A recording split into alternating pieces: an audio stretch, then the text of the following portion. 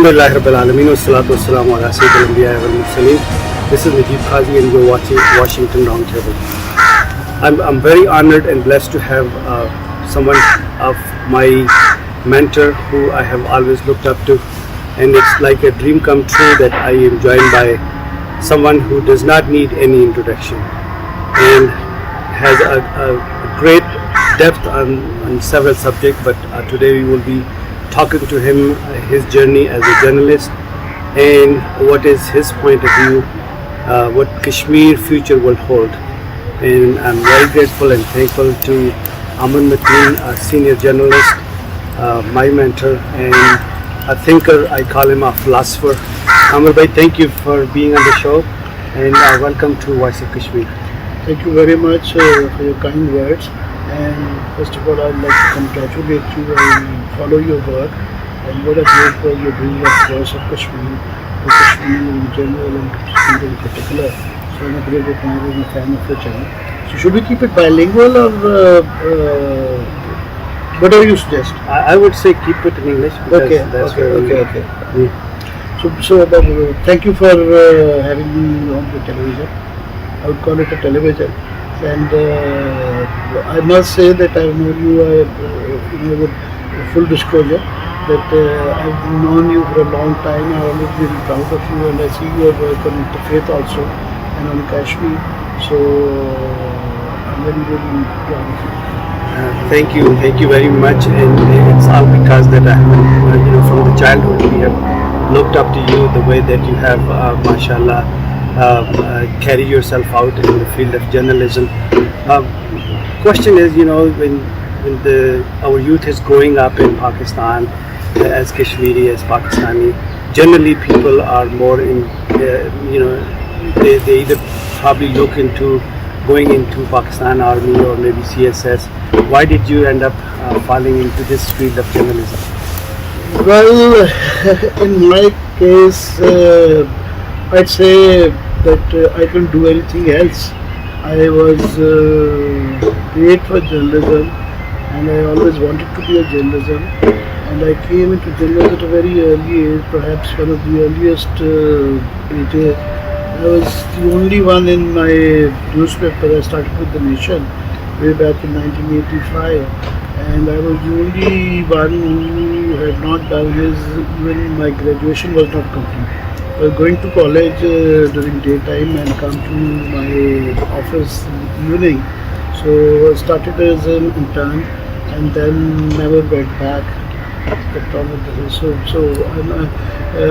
I've also been very lucky to be in journalism because it's something that I have a feeling that it's my passion and what I like to do, and yet I get paid for it. So it's more of a profession, more of a passion in the profession. Excellent. Going towards the Kashmir issue, I know you have studied it, written a lot of articles on this. What do you make of this current situation in Kashmir? We have a struggle that has been going on for about 73 years. But we are still circling in the same cocoons and not getting any results out of it.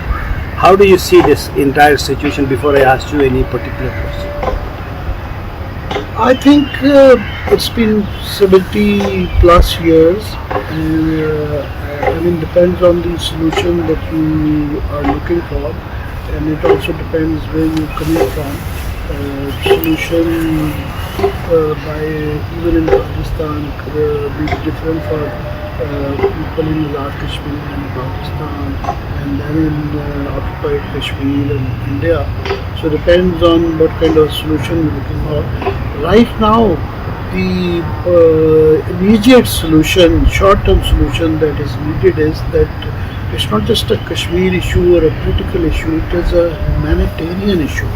And the kind of atrocities that are going on in the last 2 years, particularly after 5th August 2 years ago, that's monumental. I don't think in recent times there has been a tragedy bigger than Kashmir. and yet it is not talked about as much, and it is not discussed as much, and it is not on the radar like many other issues of its gravity. So right now the solution would be that there should be less atrocities and a certain degree of calmness and peace in Kashmir, and that's a more urgent need than for any mid-term and long-term solution. So I must say I've always been a peacenik, and I've always wanted peace between India and Pakistan, and I've been part of many backdoor diplomatic initiatives, and but since the coming of Modi, and since August 5, the hopes for a durable and short-term peace are not very high. So despite my hopes for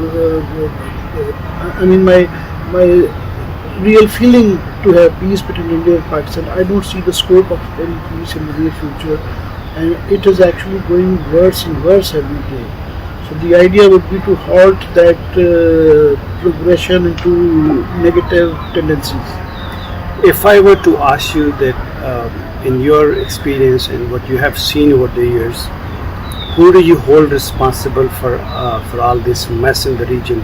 Is it the non-seriousness of Kashmiri leadership, particularly the people of Kashmir on this side of the line of control, who are in the power, and they have always used Kashmir issue as as a selling point to win the election, and they're not doing anything?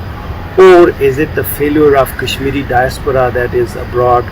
Or is it the non-seriousness of the two countries that on one hand they're claiming that they want peace with each other, but on the other hand you see things happening repugnant to what they are claiming on the ground? I think it's not so simplistic, and there have been various phases on the Kashmir front of the last 70 plus years. There have been good times and bad times and worse times, and there's no one particular group that you can blame for the mess in Kashmir. So all may have played their role in getting to the situation that we are in. So yes, but at the same time, you can't take out the power quotient out of it, the muscle part of it. That in this day and age, it is not easy or even possible to get issues resolved through militant ways or through wars. You see, so I wouldn't blame one particular class. All may have played good and bad roles in various phases, but the current situation, it is very easy to blame BJP and Narendra Modi for making the mess that exists right now. So in the present context, yes, you can say, and it may not be, of course, it's a great tragedy going on there, but at the same time, I think he by default he may have done a lot of wrong for India and good for Kashmiris. That since 5th August, I think it is more in the limelight, and now since he didn't, I think, see the China factor. You see, he was just thinking about Pakistan and suppressing Kashmir and his domestic voters, and he did not consider how China would react. And by Eastern Ladakh becoming a virtual war zone now since that it's becoming as Indians keep saying, that's now a two-front war. It's not about LOC, the factor of LAC coming into play. It's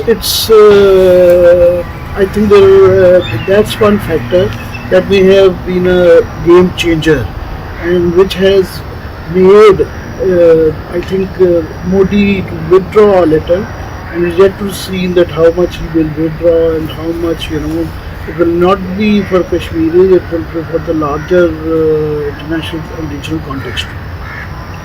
So slightly we'll go back in the history and see the way, whenever there is a dialogue between India and Pakistan and have a negotiation, including the Shimla Accord and whatnot. Do you think there was a mistake on the part of both countries by not including Kashmiris themselves in the negotiation or in the discussion? No, I think the Shimla, if you have to go back, those is considered, there's almost a consensus that it was a great, diplomatic success for Zulfikar Ali Bhutto in Pakistan. I mean, the circumstances were so bad. We had 90,000 prisoners, and we didn't have many cards to play. And under the circumstances, to get the deal that he got was not such a bad deal for Pakistan.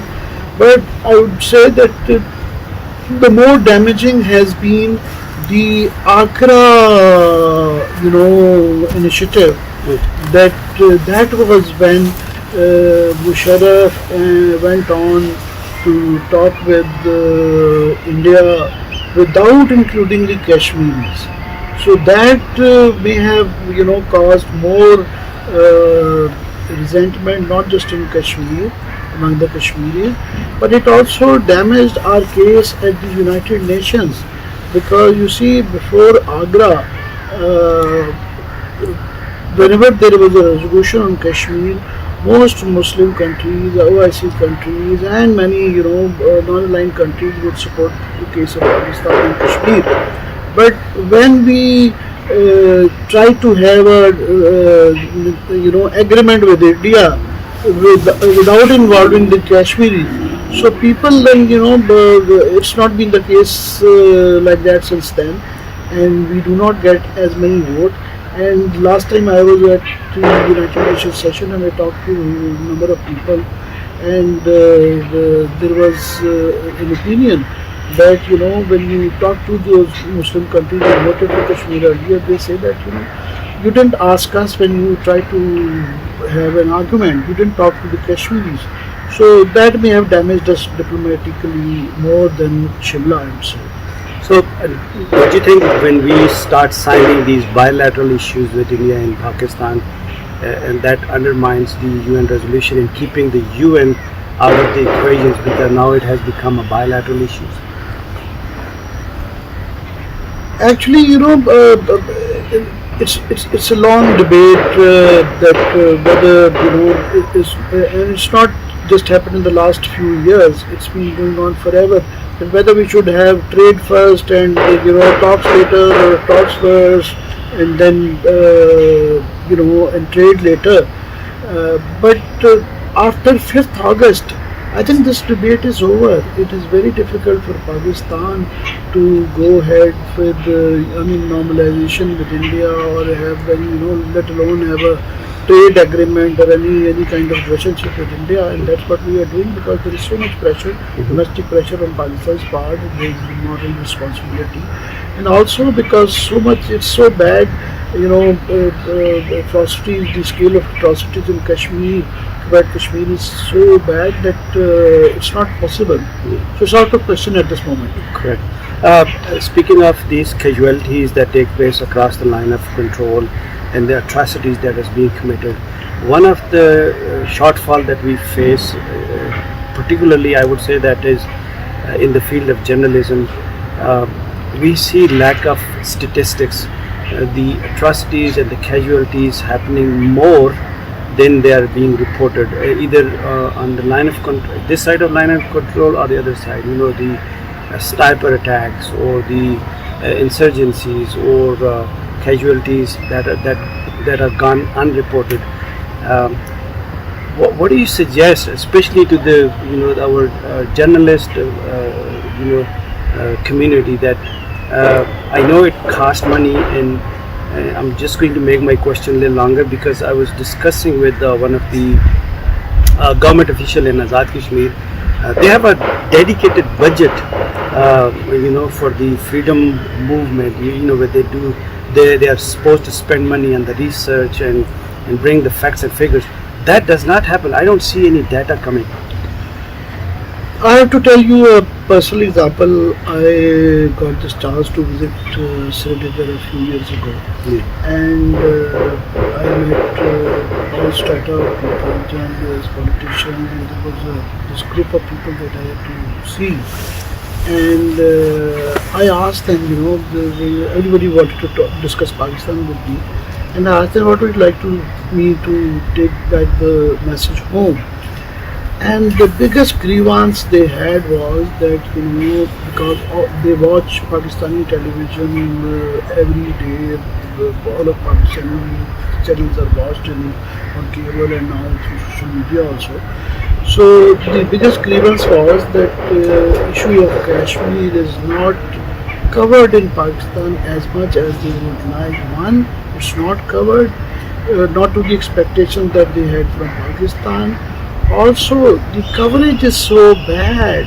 They said it breaks their heart that most people in Pakistan, they have no understanding of the Kashmir issue, and even it hurts them more when they see the so-called experts on Pakistan television and the Kashmir Research Center and those Kashmir television people that they see, that sometimes even the scholars, so-called scholars, do not have basic understanding. We get that feeling. That's what they said. They said we get the feeling that you have no idea about the reality of Kashmir, the basics and fundamentals of Kashmir. So that breaks their heart, and it's a sad reality that one, there is an issue of capacity that we do not understand. Even most journalists and researchers have a very limited knowledge of Kashmir issue and the reality of Kashmir. And also, there is also a commercial side to it. Let's face it, television channels, they run by commercialism. So commercial things matter more, and they have, somehow, it's a sad reality that Kashmir is not covered as much as our Kashmiri brethren and sisters would like to see. There was another concern from the people of Kashmir, particularly from the other side, which is under Indian occupation, and the concern was that Pakistan occasionally flip-flops its policies. Prime Minister makes a statement that Kashmiris would be given an independence, and the next day the Foreign Office gives the statements contrary to what previous day it was a statement in a public arena. That shows that the lack of seriousness on Pakistan effort, because once a statement goes out from a politician or a person of authority from this side, and then the next day they feel that their emotion was being played, how would you respond to that? I think this is more of a question of capacity than Pakistan flip-flopping, as you said. Its policy. The whole issue when Imran Khan said that once the Kashmir is free, we would like to ask people of Kashmir that would they like to be part of Pakistan or would they like to be an independent Kashmir. I think people didn't understand, and it was not such a faux pas by the Prime Minister. It's just the lack of understanding by the people. It is part of our constitution. It is written in the 1973 question that once the Kashmir issue is resolved, we give that choice to the people of Kashmir to decide. And I think most people in occupied Kashmir, they like to put this issue to be decided later, because this brings in a division. And this has been a division in the past, and which was exploited by India. So I think it's more people's understanding of the Kashmir issue. It was not such a big mistake as people thought. Uh, what message do you have for the Kashmiri diaspora abroad towards playing their role in apprising the world about the Kashmir issue, so we can get to some sort of a conclusive mark? Perhaps I'd like to be modest, it's not my place to lecture Kashmiri diaspora. They are more enlightened. They are more they have a better understanding of Kashmir issues than we have in Pakistan. But one thing I like to particularly point out and emphasize is to focus more on the humanitarian side of it. The political side comes later, and there are power factors that are also big determinants, in resolving these issues. So the humanitarian side always, like for example, the Kashmir issue, it was not a Muslim issue. People forget that it was a humanitarian issue that got the attention of the world. For example, not many people know that my, for example, childhood hero, Lala, who hijacked a plane. She was a big, charismatic, was a Christian. Hanan Ashrafi is a Christian, and you, as an expert of interfaith, would understand that this brings the humanitarian side of the Kashmir issue, brings people more attention to the Kashmir cause than the political side of it. Because political side, people may have different views on it. This divides the attention of the public and at large. I couldn't agree more in terms of harmonious communities living in Kashmir for centuries. People practicing different faiths. With the recent attempt by some of those characters who try to dismantle this unity that we had in Kashmir. We have Sikhs, Hindus, Pandits, and we've been living together for centuries. We never had these issues in terms of creating rifts between the communities of different faiths. Now, Amer bhai, thank you so very much for being on the show. It was an absolute delight. It was my pleasure also to talking to you, and my appreciation of your effort. You're doing a great job. Thank you. That's all we have from Washington Roundtable. Take good care of yourself. Until next time, Assalamu alaikum wa rahmatullahi wa barakatuh.